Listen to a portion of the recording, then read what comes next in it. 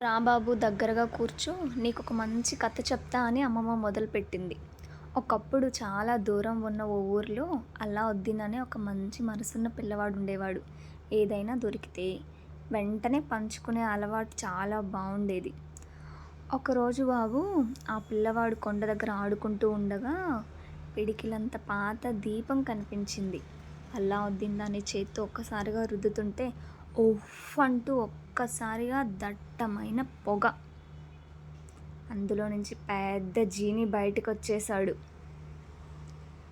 అయ్యో స్వామి, నన్ను బయటకు తెచ్చింది నువ్వేనా అని జీని నవ్వుతూని, నీకు 3 కోరికలు బాబు, నువ్వు ఏం చెప్తే అది వెంటనే జరుగుతుంది అన్నాడు. అప్పుడు అమ్మమ్మ నవ్వుతూ చెప్పింది, మన అల్లావుద్దీన్ ఏమంటాడో తెలుసా? మా ఊరిలో ఎవ్వరూ ఆకలితో ఉండకూడదు జీనీ అన్నాడు. అమ్మో, వెంటనే ఊరు మొత్తం వాసనలతో మోగిపోయింది. అన్నపూర్ణాదేవి కరుణ చూపినట్టుగా ప్రతి ఇంట్లోనూ రుచికరమైన భోజనం. కొంచెం సేపు ఆలోచించి రెండో కోరిక చెప్పాడు. ఏం చెప్పాడంటే,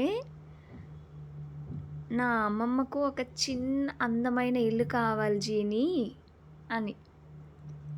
జీని చిటికేయగానే చిక్, ఎదిగే బాబు, నీ అమ్మమ్మ కొత్త ఇల్లు అన్నాడు. మరి చివరి కోరిక?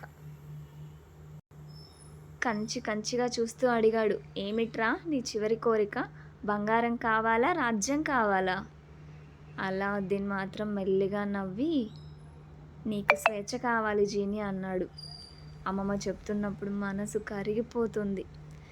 జీని కళ్ళు చెమ్మగిల్లి, నీలాంటి చిన్న హృదయం నేను ఎక్కడా చూడలేదు బాబు, ఇక నుంచి నేను ఎప్పటికీ నీ స్నేహితుడిని అని చెప్పి ఆకాశంలోకి ఎగిరిపోయాడు.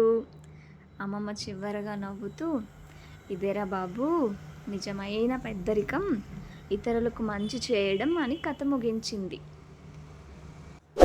Thank you for watching and subscribe for more interesting videos.